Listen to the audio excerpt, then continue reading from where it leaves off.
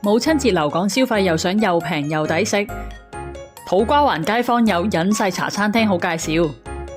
，108蚊有咁大盤酸菜魚，魚片好大塊同埋嫩滑，配菜都好足，長過手板嘅枝竹、豆卜、木耳、萵筍、紅薯粉，個甘湯微辣，食完仲唔口渴。酸菜先係重點，店家好用心咁將酸菜切到細細粒，但重點係佢勁多，食到最尾每一啖都仲有粒粒酸菜配住食，咁先最正。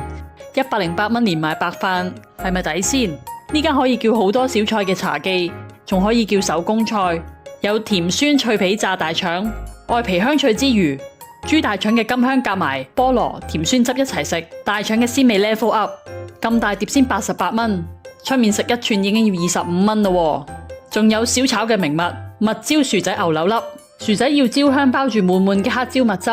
一口牛柳粒牛味濃，蜜汁甜度剛剛好，送飯一流。最後叫埋椒鹽白飯魚，炸得好香口，配埋黃金嘅炸蒜粒，送酒最啱。